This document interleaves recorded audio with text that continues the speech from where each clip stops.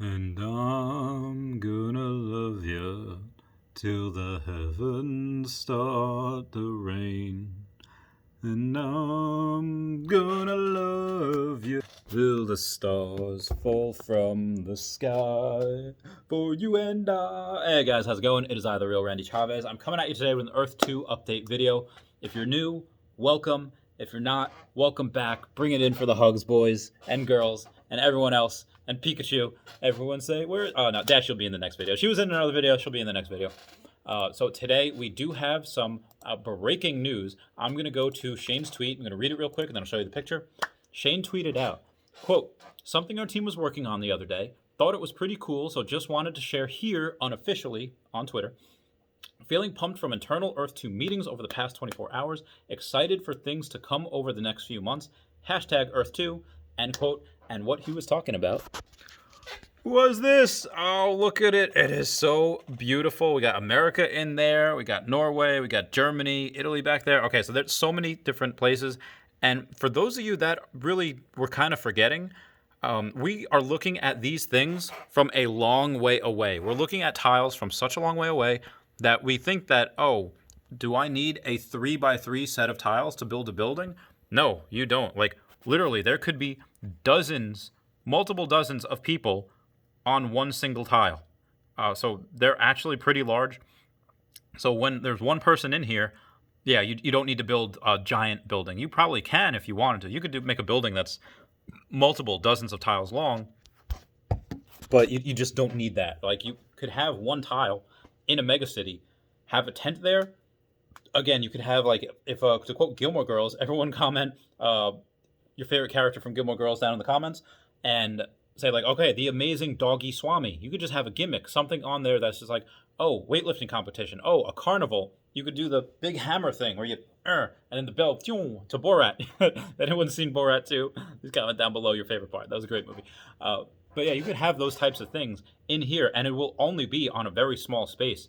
The developers haven't said it yet. They've said that you can rent out all the tiles that you own, or none of them, whatever you want, but it might be possible, because they're just so big, to rent out half a tile. And you're like, okay, well, if you only have a couple tiles and you only need, one or whatever you want to build, like on that one tile, you could have multiple things there. You could have darts. You could have, I think that might be too small for a bowling, 2 lanes of bowling, but you could have darts. You could have a bar. That's something very, very small that you could put on there, but it's actually quite big. So moving on. Oh God, okay. So we do have another update here. This is something I want you guys to look out for. Somebody got an email in their inbox, and it says it's from earth2.io support official. The email was earth2official@gmail.com, but the way they spell official is OFICIAL. I'll show it to you. So do not trust that. Whatever that is, do not trust. Basically, I'll read it right now for you. It says, "Hello, good day. I get in touch on behalf of earth2.io, specifically from Spain support, and we want to help you. We have detected a possible deception on your account and are contacting you with assistance. We must verify that it is your account that has suffered the .01 sale deception. That is why you must provide us with your email and password with which you enter earth2.io. If you have two-factor authentication, 2FA, you must provide us with the backup token. Otherwise, it will be impossible for us to help you recover your properties. If you do not provide us with the password and the email to solve this internally, you will lose your account in a few days. Kind regards from earth2.io." That is fake. That is fake. Do not trust that. That is fake news right there. Obviously, that's something, if you do fall victim to, the developers will work hard to chase them down, find them in Earth 1, get your account back, but that's something that you could be out. Like, if that happens within the next couple weeks, it's possible that you don't get your account back until after Phase 2 has arrived, until after Dubai has opened up, and potentially lose out. So don't answer those emails. Just be on the lookout for that. Moving on from that, so those tiles that are obviously, one, America has this one, Italy has this one, so on and so forth. We might need teleporters on each individual tile, just because of that reason why there's, if somebody builds a wall here and a wall there, okay, you can't get from this tile to this tile unless you walk around. So that's something that we might need teleporters on each of them, just something to think about. I think there is something that was discussed at an internal meeting. Again, yesterday morning he responded to the question. The question was, quote, my tiles have been stagnant for a while now. Any chance you can drop anything that will make them go boom again? End quote. And he said that there were lots of things that they could do that they could drop to garner interest, but they had just wanted to wait for the servers to be updated as much as they could. He stated that they were almost ready and seemed unconcerned that Dubai and Phase 2 were dropping around the same time. So kudos to the team for addressing our concerns on that. They also know who Logan Paul is and the weight that he carries. So there really is nothing to worry about. The way he made it sound was that 10 million people could get onto this tomorrow and they'd be completely fine. Remember, they have tens of millions of dollars now in the war chest. Nobody has really said it yet, but this was a good way to crowdfund without using the word crowdfund. For those of you that don't know, crowdfunding is just the practice of funding a project or venture by raising many small amounts of money from a large number of people, typically over the internet. But they basically did this, and then they're just rewarding the early investors with lots of bonuses. The bonuses being cheap tiles. If each tile or property gives off, one resource a day, we're going to have a lot of resources to work with, especially if they produce essence.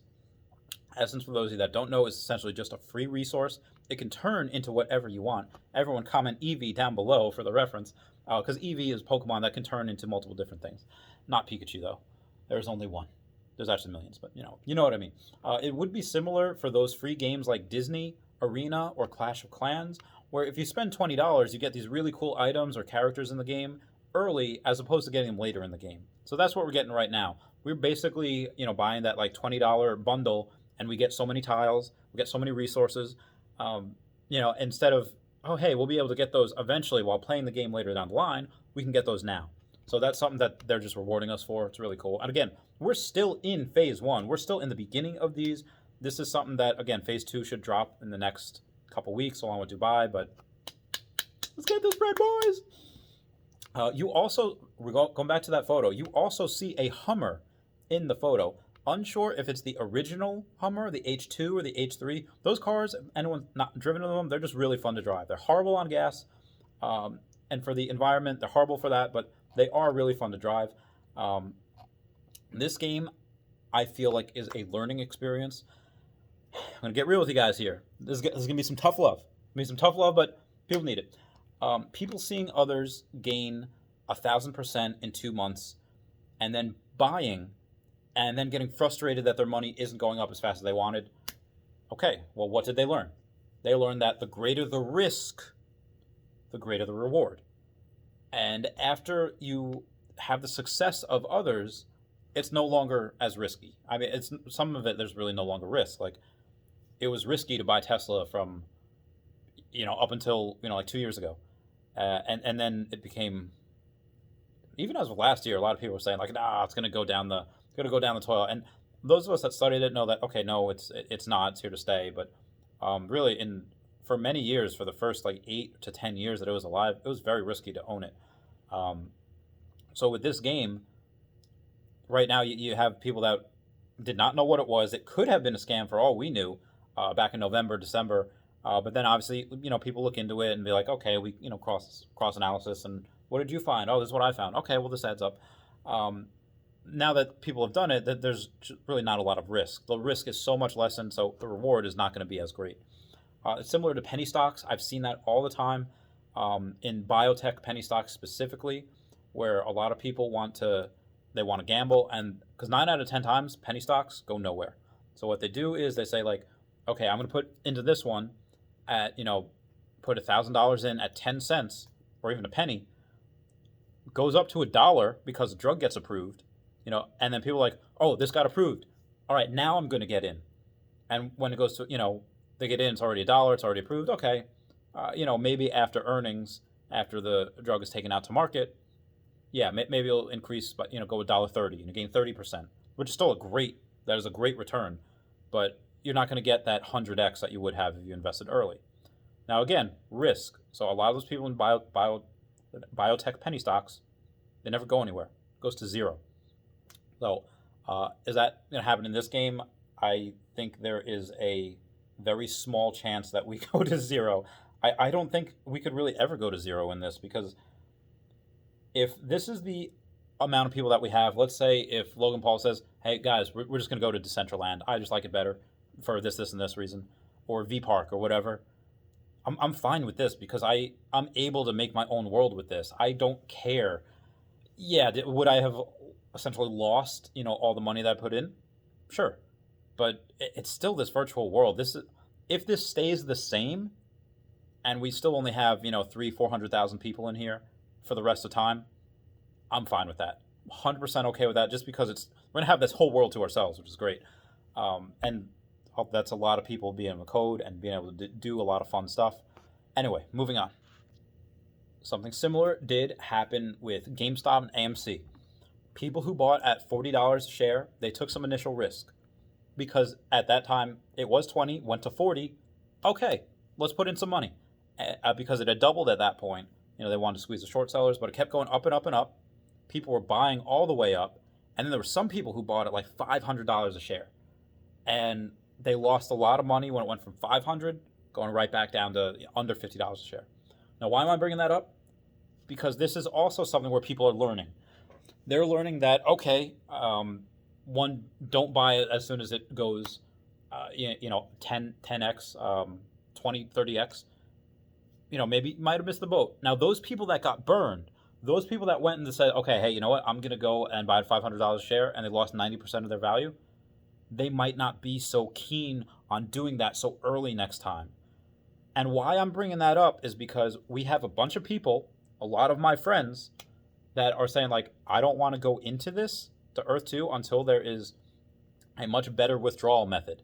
Like, I have a buddy, Paul, that is like that with everything. He would not go into Tesla until they were in the S&P 500. Okay, that's fair. He's not going to get into Bitcoin until Amazon accepts Bitcoin on their, as long as it's ubiquitous to PayPal. But now that they're getting into, NFT exchanges and ETF funds for Bitcoin, he's doing that. But yeah, there's a lot of people that are not coming into this game right now because it's still, quote, not safe, or at least not safe enough for them. So be prepared. There's going to be a lot of people coming in where as soon as it's safe, you're going to have millions and millions, tens of millions of more dollars coming in. Again, it's not financial advice. I'm not a financial advisor, but there's a reason why I put a good amount of money into this. There's a reason why I put more money into this than I have into Bitcoin. I'm still doing Bitcoin, but I'm still buying in this. That does bring me to my next point. NFTs in the game. That's right. You guys have been ready for it. I touched on this briefly before. I believe that this is going to be one of the biggest platforms in history, NFTs. And what is it? It stands for a non-fungible token. They're a special type of cryptographic token which represents something unique. Unique saying like, okay, well, Bitcoin is like, okay, well, this Pokemon card can be traded for this, like this Bitcoin can be traded for this Bitcoin because they're the exact same. But NFTs are completely different. These are both NFTs, but this one clearly is different from this one. Different artwork, different, pattern, different surface. Now, why am I bringing that up? Unlike Bitcoin, which can be exchanged equally for values, it's like if you took a rock, everyone comment Pebble and the Penguin down below because I love that movie. And you sign your name to that rock, right? And then you sell or trade that rock to someone else. Now, that somebody else takes that rock and they put their signature on it. But it still has your signature on it. They didn't erase your signature. You have your signature and their signature. And that way you're able to track, okay, it came from here, it came from there. And that's another subsection of this game, which, Miley Cyrus had this? I don't care if she sold it. This was Miley Cyrus's. How many people do you know that was like, this was, Dave Grohl's guitar pick. This is like whatever. And it's like, you're going to take that because it's cool. It's cool. You're going to take something that was somebody else's that was famous because, that was it. And why am I talking about that? Because that's an NFT. Saying like, you could tell who owned it before. I just got some Pokemon NFTs before. You could tell who owned it prior. And I'm very, very excited for it. Like, you guys don't even know. But I hypothesize that if these NFTs are connected to the tiles, each tile is its own unique set of NFT, this could go through the heckin' roof. Like, I hypothesize that we could have 1 billion users by the end of this decade. Billion with a B. That is bravo. Why am I saying that? Is because you have the idea of tens of millions of people in this right now, where only half the world has internet. Okay, well, what's Elon Musk doing with Starlink? Sending up hundreds of these satellites into Earth's orbit, and will give people internet. He's going to charge some people that are able to be charged for it, but it's like India, Africa, places with a lot of untapped brain power. And what are they going to do? Okay, well, he's going to go in and he's going to give them internet. Now, obviously, you're tapping into all that brain power. That's good for the world. But he's also going to give those people free internet. And what are they going to do? Even 1% of them, of those 3.5 billion people, get in. That's 15 million people. Oh, I'm sorry, it's 35 million people. That is 35 million people that can get into this game. Now, again, that's 1% of that. If 1% of China gets in, 10 million people, and that's 1%. When things go viral in China, they go viral. And the longer time goes on, the more people will get into this game. Same with ride-sharing things. Like Uber, Lyft, soon to be Tesla's going to have their ride-sharing thing. How many of your grandparents, or parents for that matter, take Uber or Lyft? I bet half of them don't. They would never, because you don't get into cars with strangers. Okay, well, how many of people that are younger than you, maybe your kids or your little siblings, when they're teenagers, how many of them will take Uber and Lyft? Probably all of them, because they grew up with it. Because it's there now. It's ubiquitous enough. It's ingrained in our culture. So like, okay, well, I'm not going to take a taxi, which takes forever to get to me.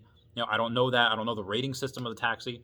But I could say, like, Hajib over here, oh, hey, you have 5 stars. Take me home. I trust you. You have 400 different ratings, all 5 stars, all positive. That's only going to get better. And why I'm bringing that up is because, okay, are 80%, are older people going to get into this? Probably not right away, but I don't know, guys. Like, there's a lot of places going. Elliott Homes, I have a couple of them as clients that do senior care centers, and they play Wii. They play Wii bowling and Wii sports to stay active. So there's a decent chance that some of these older people will play this. But I guarantee you that as time goes on and virtual reality gets a bigger and bigger platform, especially if it's connected to NFTs, that so many people get into this. I know they're ready right now for 10 million people, 10 million users. Are they ready for 100 million, a billion? I don't know. Everyone say, contact devs, are you ready? Hashtag, are you ready? That being said, there are some concerns. Whereas if you have an authentication code for these NFTs and you lose it, what's going to happen? Well, there is something in Etherscan where that's on your thing that it should be able to track every single purchase that you've done. Whereas let's say, you lose the password to your account, you can't get in. Okay, well, you send it to your email. The devs can re-get your account and you can reset your password. But the NFTs, those should be those transactions. Again, I think the transactions are done through Ethereum. They should still be tracked. So that's some comment down below if I'm wrong on that, but they should still be tracked. And the other question I had, is there a way to remember all of the offers you've made in-game via bids? I can actually answer that one with a little bit of a video. Not a video, but I'll show you guys right now. So if you're on mobile, what you have to do, if you're on mobile, you go to your profile, you click down, and the notifications will be around here somewhere. But I'm not on mobile. I'm on computer. You click the bell, and the bell brings you to the notifications, and you could see who has bid on your place, and you could see where you have bid everywhere else. And that is good for... because if you decide, okay, well, I have, $100 to spend, but I only want to spend a certain amount of it, but I want these 3 places, I'm going to bid here, here, and here, then you could make $30 bids for all of them, and then you could say, okay, well, the first one to accept, I'm just going to take that. Someone accepts, okay, and then you can go to those other bids, and you could cancel those bids. That money gets refunded to your account right away, so that's perfect. Anyway, guys, know this is a long video. Had a lot to go over. I love you guys. Please comment, like, and subscribe. Comments are good for the YouTube algorithm. I love you guys. Goodbye. Meow, meow, meow.